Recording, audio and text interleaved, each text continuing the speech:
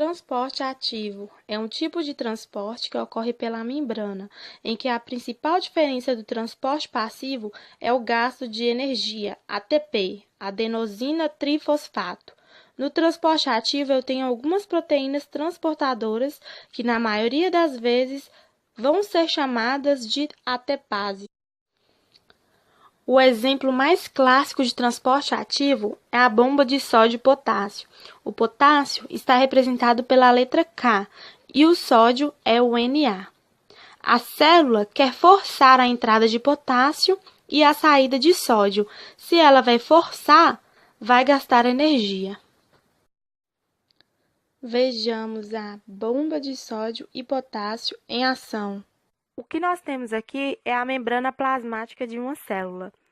Aqui nós temos a bicamada de lipídios de uma célula, e isso aqui, em marrom, é uma proteína da membrana plasmática, uma proteína carregadora, porque é uma proteína que carrega soluto para dentro e para fora da célula. Essas bolinhas em azuis que vocês estão vendo são as bolinhas de sódio. Repara que nós temos mais sódio fora da célula, no meio extracelular, do que dentro da célula, no meio intracelular. A tendência natural desse sódio é entrar na célula por difusão facilitada. A mesma coisa vai acontecer com o potássio. O potássio aqui são esses quadradinhos amarelos. Repare que nós temos muito mais potássio dentro da célula do que fora da célula. Então, a tendência natural do potássio é sair da célula por difusão facilitada, de onde ele está mais concentrado para onde ele está menos concentrado. Só que a célula não quer isso. A célula quer manter a quantidade de sódio alta fora dela e a quantidade de potássio alta dentro dela.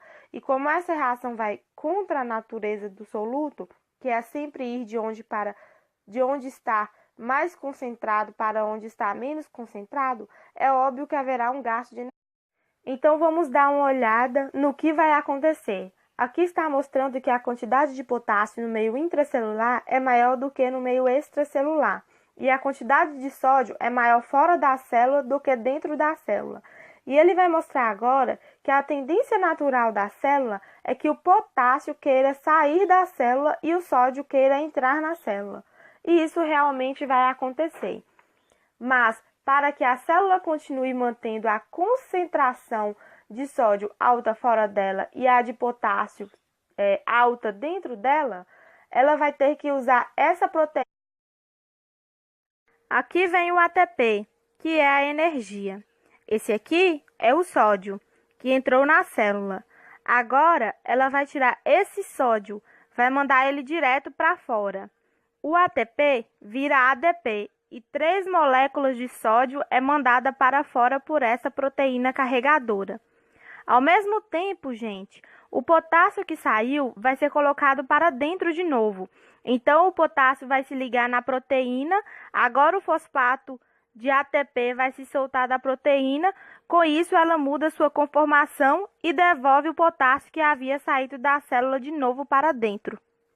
Esta bomba de sódio e potássio é fundamental para que ocorra a produção de impulsos nervosos nas células nervosas. Isso mesmo, nos neurônios. Ou seja, para que seu sistema nervoso funcione direitinho, é de fundamental importância que a bomba de sódio e potássio aconteça. Existe também um transporte ativo chamado de transporte em bloco ou transporte em massa. Esse transporte também gasta energia, mas a diferença dele é que ele transporta moléculas grandes. Tudo que entra na célula é chamado de endocitose, e tudo que sai da célula a gente chama de exocitose.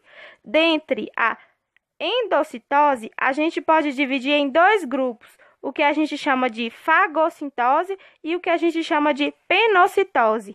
A diferença é que a fagocitose é uma estrutura sólida e a penocitose é líquida. Então, toda estrutura que for sólida, a gente vai chamar de fagocitose e as que forem líquida, penocitose. No nosso organismo, nós temos fagocitose, por exemplo, sendo feita por nossos glóbulos brancos, que pegam células invasoras, como bactérias ou até mesmo vírus, e pegam essa estrutura sólida e colocam para dentro da célula para que ocorra a destruição desse invasor. No caso da pinocitose, é quando a célula coloca para dentro dela uma molécula sólida também, só que está dissolvida em algum fluido. Então, pinocitose é quando a célula engloba algo sólido que está em um fluido ou dissolvido em água ou até mesmo partículas de gordura, como é o caso de grandes moléculas de colesterol. Neste caso, elas vão entrar por pinocitose. Olha esse caso aqui, nós temos uma grande partícula que não tem capacidade de passar pela membrana plasmática da célula, devido ao seu grande tamanho. Neste caso, como ela é sólida, a célula vai fazer a fagocitose, um tipo especial de endocitose. O que vai acontecer é que a membrana plasmática vai fazer uma invaginação. Acabou de fazer a fagocitose, formou esse vácuo, que tem a partícula dentro, chamada de fagossomo, e nós temos o lisossomo com enzimas digestivas dentro dele. O que vai acontecer agora é que esse lisossomo vai se unir ao fagossomo, jogou as enzimas digestivas e a partícula foi digerida. Aqui agora você está vendo a pinocitose, ou seja, a membrana plasmática colocando substâncias dentro dela, que estão dissolvidas em algum fluido, ou o próprio fluido, como pequenas gotículas de gordura, estão sendo colocadas para dentro da célula. A exocitose, então, é quando a célula coloca algo para fora dela. Olha aqui uma vesícula secretora. Possivelmente um pouco de hormônio está dentro dela.